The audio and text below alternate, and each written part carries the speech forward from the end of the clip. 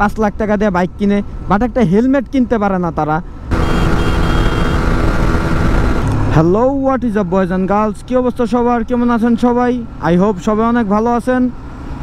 আল্লাহর রহমতে আমি অনেক ভালো আছি। Welcome to my YouTube channel and welcome to my imperial army Facebook page. এখন বাজে প্রায় রাত্রের 11:56 মতো। বামে চাপায়া তারপরে ইন্ডিকেটর দেয়। রাস্তাঘাটের যে অবস্থা খুব বাজে, খুব বাজে। অনেকেই ভাবতে পারেন যে আমি এত রাত্রে বাইরে কেন। সচরাচর তো আমি বাইরে এত রাত্রে বের হই না। আজকে অনেক বোরিং লাগতেছিল বাসায় সারাদিন দোকানে থাকার পর, তার জন্য চিন্তা করলাম রাত্রেবেলা একটু ঘুরে আসি। তো আপাতত নিয়ত আছে যে 300 ফিটের দিকে যাওয়ার, 300 ফিট পর্যন্ত যাব, দেন আবার একটু কিছুক্ষণ ওই জায়গায় স্টে কইরা দেন চলে আসবো আবার। খুব বেশি একটা লেট করব না 300 ফিট, কারণ সকাল সকাল আবার দোকানে বসতে হবে, যেহেতু আমি এখন দোকানে সময় দিতেছি। তো বেশি কথা না বাড়াই আজকের ভিডিওটা এখান থেকেই শুরু। আমি বাসা থেকে প্রায় আরও 10-15 মিনিট আগে বের হয়েছিলাম। দেখতেই পারতেছেন বাইকে ফুয়েল নেই, আর ফুয়েলটা ভরারও ইচ্ছা ছিল না, বাট কিছু করার নাই, এখন ফুয়েল নিয়ে নিতে হবে। তাই এশিয়া পাম্পের থেকে মোটামুটি 500 টাকার তেল নিয়ে নিব। 500 টাকার তেল যতটুকু হয় আর কি। সাথে আমি অকটেন বুস্টার নিয়ে আসছি 2টা, বাট আমি একটা ইউজ করবো, আর একটা ইউজ করবো না, থাকবে সাথে। তো চলেন একবারে পাম্পের থেকে ফুয়েলটা নিয়ে নেই, দেন একবারে রওনা দেই 300 ফিটের দিকে। রাত্রের 12টা বাজে, রাস্তায় কীরকম কি জ্যাম হবে জানি না। আর পুলিশ নিয়ে তো আমার কোনো প্যারা নাই এখন, কারণ আপনারা সবাই জানেন যে আমার বাইকের লাইসেন্স আছে, আমার লাইসেন্স আছে। So full freedom. এই যে একজন এক্সজস্ট ফাটায় যাইতেছে। আর হ্যাঁ, রাইডিং জ্যাকেটটা পরে নিছি, কারণ অলওয়েজ ফুল সেফটিতে রাইড করা উচিত, সেফটি গিয়ার্স মেনটেন করা উচিত। আচ্ছা, কথা না বাড়াই আগে ফুয়েলটা নিই, ফুয়েল লোড করি আগে, দেন একবারে গন্তব্যে রওনা দেই, ঠিক আছে? বেশি না, মাত্র 500 টাকার ফুয়েল নিব। উফ, নো হেলমেট নো ফুয়েল, ঠিক আছে? এই হচ্ছে স্লোগান। আমরা অকটেন বুস্টারটা দিয়ে দেই, তেল পরেই দেখ, সমস্যা নেই, বুস্টারটা আগে দিয়ে দিই। 500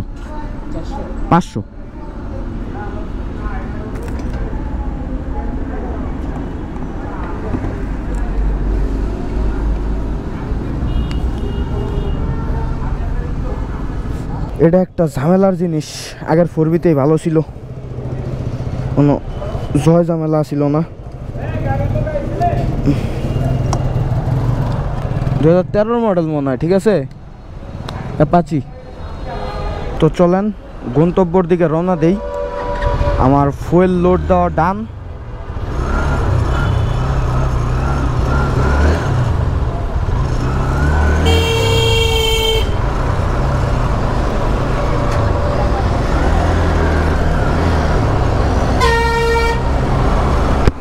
রাস্তায় দেখি গাড়ির চাপ বাইরে গেল 1 মিনিট দাঁড়ানোর সাথে সাথেই।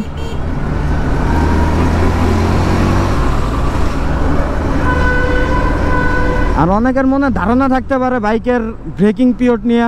আসলে আমি বাইকের ব্রেকিং পিরিয়ডটা মেনটেন করতেছি না, তার কারণ হচ্ছে এই জায়গায় দেখাচ্ছে 633 কিলো, বাট আমার বাইকটা যদি ইন টোটালি আপনারা হিসাব করেন তাহলে 1600 কিলোর মতো রাইড করা হয়েছে।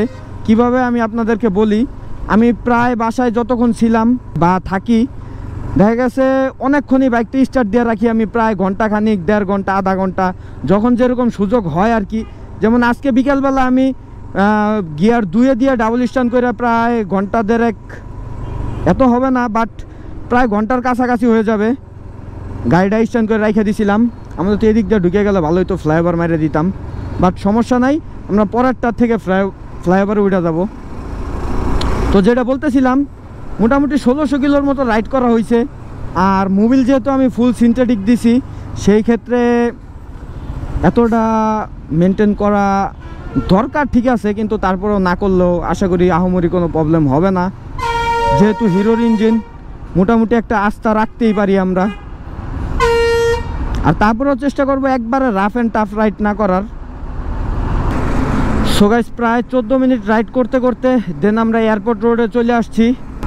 সো গাইস এখন এই জায়গা থেকে রোডে একটু আলো আছে, আমি মোটামুটি রিল্যাক্সে রাইড করতেছি, আপাতত টানতেছি না। এই যে রাত্রেবেলা তো এখন ঢাকার ভিতরে 3 জন নিয়ে পাঠাও মারতেছে, পুরাই হাস্যকর ব্যাপার সেবার।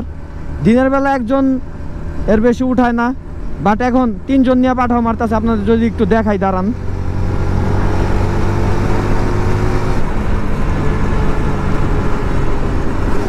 এই যে দেখেন 3টা মাথা দেখা যায়, আবার বাউলিও দেয় কি সুন্দর। এই যে 3টা মাথা দেখা যায়, ঠিক আছে। পিচ্ছে একটার পিছনে বাধায় নিছে। যাই হোক, আমরা এই টপিকে না যাই। আর কি মেইন কথা যেটা, সেটা হচ্ছে আমরা এখন 300 ফিট যাব, দেন একটু রাইড টাইড করবো। তারপরে রাইড তো অলরেডি করতেছি, 300 ফিটে গিয়ে দেন একটু রাইডের ফিলটা নিব। ওরে এক্সব্লেড, ওয়াও সো নাইস টান। সে মনে হয় জানে না যে আমার বাইকের ব্রেকিং চলতেছে, নাহলে তারা আমি খাইয়া দিতাম। বাট এখনও তো অনেক জোরেই টানতাছি হিসাবে, দরকার নাই তাদের সাথে পারাবারি করার কোনো দরকারই নাই। আজকে মুডটা অনেকটাই অফ, কোনো কিছুই ভালো লাগতেছে না। তার জন্য একটু চিন্তা করলাম যে ড্রাগনরে নিয়ে একটু রাইড করে আসি। অনেক দিন ধরে ড্রাগনটারে বসায় রাখছি, সেই কোন ঈদের 4-5 দিন আগে বেরোইছিলাম, বাট এরপর থেকে আর বেরো হয় নাই। লাস্ট সার্ভিসে গেছিলাম যেদিন, ওই দিন, এরপর আর বেরোই নাই। ঈদের দিন মানে কোনো জায়গায় যাই নাই, শুধুমাত্র দোকান টু বাসা, দোকান টু বাসা, এতটুকু জায়গার ভিতরেই ছিলাম। এক কথায় বলতে পারেন যে বাসার ভিতরেই আছিলাম। দোকানে থাকা আর বাসায় থাকা একই কথা, শুধু সারাদিন বাইকটা দেখছি আর দেখছি। ওকে, তো আজকে বাইকটার একটু রাফ রাইড করতেছি। আল্লাহ যদি বাঁচায় তাহলে মোটামুটি 27-28 তারিখে একটু গোপালগঞ্জ যাওয়ার প্ল্যান আছে। আমার সাথে আমার আব্বু যাবে, আমরা 2 জন। তো আমি যদি গোপালগঞ্জ যাই তাহলে গোপালগঞ্জ গিয়ে অনেকগুলো ভিডিও দেখতে পারবেন। আমি আপাতত প্ল্যান করতেছি যে গোপালগঞ্জ গিয়ে দেন আমি আমার বাইকের রিভিউটা শ্যুট করব। আপাতত প্ল্যান এইটাই, তো পরবর্তীতে কি হয় সেটা জানি না, বাট আপাতত প্ল্যান এইটাই আছে। আমি চাচ্ছিলাম যে বাইকটা একটু মনোরম পরিবেশে যায় রিভিউ দেওয়ার জন্য। তো এই যে 300 ফিট, তো মোটামুটি লাইটিং আছে, আশা করি ভিডিওতে ফুটেজটা আপনারা ভালোই পাবেন। আর গোপ্রোর নাইট ভিউ কেমন হয় এখন আমি পুরাপুরি প্রপারলি জানি না, কারণ আমার রাত্রেবেলা ওই রকম বেশি একটা রাইড করা হয় নাই। আমরা চেকপোস্ট পর্যন্ত খুব রিল্যাক্সে রাইড করতে করতে যাব, দেন চেকপোস্ট ক্রস করার পরে দেন একটু রাফ রাইড করার ইচ্ছা আছে। আমার এক ফ্রেন্ড, অনেক ক্লোজ ফ্রেন্ড, সে আমারে বলতেছে, হ্যাঁ তোরটা তো 4V ইঞ্জিন। ভাই এ কথা শুনলে আপনারা যারা গাড়ি সম্বন্ধে বিন্দু পরিমাণ ধারণা রাখেন তারাও হাসতে হাসতে পেট ফাইটা দেবো আপনাদের। তো আমার এই 4V ইঞ্জিনের বাইক নাকি 8000 RPM ক্রস করবে না। ভাই এটা কোনো কথা? এটা কোনো কথার ভিতরে পড়ে? একটা ডিসকভার বাইক, সেটাও 8000 RPM থাকলে, মানে ওটারও তো 10,000-12,000 RPM আছে, 11-12,000, তো ওইটাও কিন্তু 8000 RPM ক্রস করে। আর এটা তো 4V ইঞ্জিন, এটা তো 10,000 হিট করার কথা। বাকিটা আমি এখনও বলতে পারি না, একটু পরে আপনারা দেখতে পারবেন যে কতটুকু হিট করে না করে। এই যে রাত্রে 12টার সময় 300 ফিটের ফিল নেন, মোটামুটি ভালোই লাগতেছে। এই যে চেকপোস্ট ছিল এই জায়গায়, মনে হয় এই জায়গায়, এটার উপরের থেকে ক্যামেরা মারে, ঠিক আছে গাইস। তারপরে সামনে চেকপোস্ট, দেন ওই জায়গার থেকেই ধরে। তো আমরা ওই চেকপোস্টটা ক্রস করব, দেন একটু সাইডে একটু দাঁড়াবো, 2 মিনিট ওয়েট করব, দেন আবার রাইড করব। একটু বাতাসের ফিল নেই, এই জায়গায় একটু দাঁড়াবো। দেন কাঞ্চন সেতু কত কিলো দেখাইলো সেটা আমি শিওর জানি না, বাট দেখাইছে। যাই হোক, তো আমরা ওই জায়গায় একটু দাঁড়াবো 2 মিনিটের মতো, দেন সামনের দিকে আবার রওনা দিব। যে কোনো একটা ইউটার্নের উপরে গিয়ে দাঁড়ায়া, আমি তো একবারে সিঙ্গেল আসছি, আমার 2-3টা ফ্রেন্ডকে বলছিলাম আসার কথা, তারা কেউই আসে নাই, তার জন্য একা একাই চলে আসছি। মামুনরে বলছিলাম। আরও আপনারা সবাই জেনে হয়তো বা খুশি হবেন যে আমার বন্ধু তন্ময়, ওর ড্রিম বাইকটা কিনে ফেলছে, R15M। তো বন্ধু তোমাকে অনেক অনেক কনগ্রাচুলেশন, দোয়া করি তুমি বাইকটা অনেক সেফলি রাইড করবা। আশা করি কোনো দুর্ঘটনা তোমার যাতে না ঘটে, সেই প্রত্যাশাই করব। দোয়া রইল তোমার জন্য। কোনো একদিন আল্লাহ যদি বাঁচায় আমরা একসাথে রাইডে বের হব ইনশাল্লাহ, লং ট্যুর। এখন হয়তো একটু ব্যস্ততার ভিতরে আছি, বাট রাইডে বের হবো একটু সময় সুযোগ বের কইরা। এই যে চেকপোস্ট, ঠিক আছে, আপাতত পুলিশ আঙ্কেলরা একটু ঝিমাইতেছে, বাট চেকপোস্ট আছে। আমরা এদিকে বামের দিকে একটু দাঁড়াই, গাড়ির চাপটা একটু কমুক, দেন বাকিটা দেখতেছি কি করা যায়। সো গাইস, এই জায়গায় আর বেশিক্ষণ ওয়েট করব না, আমরা আরেকটু সামনের দিকে যাই, দেখি 300 ফিট রোডটা এরকম সুন্দর কত দূর পর্যন্ত একটু যাইয়া দেখি, যেহেতু আজকে রাইড করার উদ্দেশ্যেই বের হয়েছি।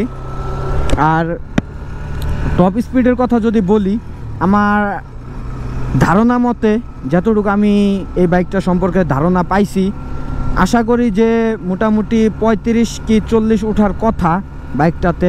একটু প্রেশার দিতে হবে বাইকটায়, তাহলে আশা করি 35-40 উঠবে। আর বাইকটার আপাতত আমি ওইরকম বেশি একটা প্রেশার দেওয়ার চেষ্টা করতেছি না, তারপরেও যতটুকু উঠছে অনেক ভালো উঠছে।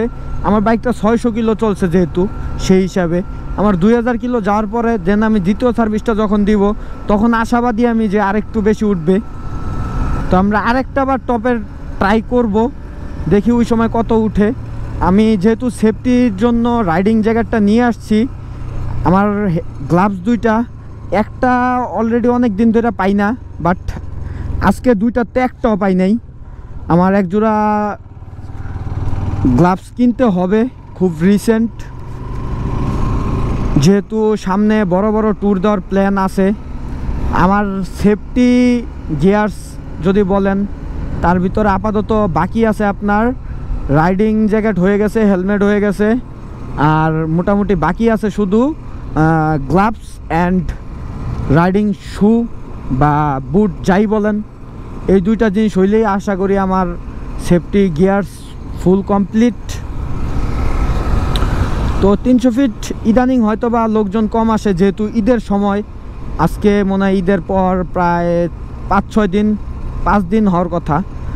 তো ওই হিসাবে ঢাকার ভিতরে এখনও মানুষ ওইরকম আইসা পারে নাই, আর 2-3 দিন পরে হয়তো বা সবাই চলে আসবে। আমরা এখান থেকে ইউটার্ন নিব, সামনের যে ইউটার্নের অপশনটা আছে সেখান থেকে আমরা ইউটার্ন নেওয়ার চেষ্টা করব, দেন একবারে বাসার দিকে চলে যাব। বেশি লং করব না ভিডিওটা। আর আপনারা অনেকেই আমার থেকে ভিডিও চাচ্ছিলেন, তো ভিডিও দেওয়া হচ্ছে না, দোকান নিয়ে একটু ব্যস্ত। আর অনেক দিন আগে একটা কথা বলছিলাম যে শুধুমাত্র ইউটিউবের দিকে ফোকাস দিলে বা ইউটিউবটারে ফুল টাইম নিলে এখন আসলেই পোষানো যাবে না, কারণ ইউটিউবিং করতে গেলে অনেক খরচ, সেগুলো একটা স্টুডেন্টের পক্ষে কাভার করা পসিবল না। যেমন একটা ক্যামেরা সেট আপ দিলে মোটামুটি আকারের একটা ক্যামেরা সেট আপ দিলেও 30-40 হাজার টাকা লাগে। আর বাইক তো থাকতে হবে মাস্ট, মোটো ব্লগিং করতে হলে হেলমেট থাকতে হবে, এই 3টা জিনিস মাস্ট। তো ঘুরা ফিরা দেখা যায় প্রায় 2-3 লাখ টাকা। বাইক হয়তো বা আমাদের অনেকের কাছেই আছে, বাট ক্যামেরা নাই। আমি এমনও মানুষ দেখছি ভাই, বিশ্বাস করবেন না, 7 লাখ টাকা দিয়ে বাইক কিনে, 5 লাখ টাকা দিয়ে বাইক কিনে, বাট একটা হেলমেট কিনতে পারে না তারা। আর হেলমেট কিনে ওই যে কী বলে ওইটারে 2000-2500 টাকার বলবো হেলমেট, ঠিক আছে, বলবো না, ভিগো মনে হয় নাম। যাই হোক, আরেকবার একটু টপ স্পিডটা চেক করি, চলেন।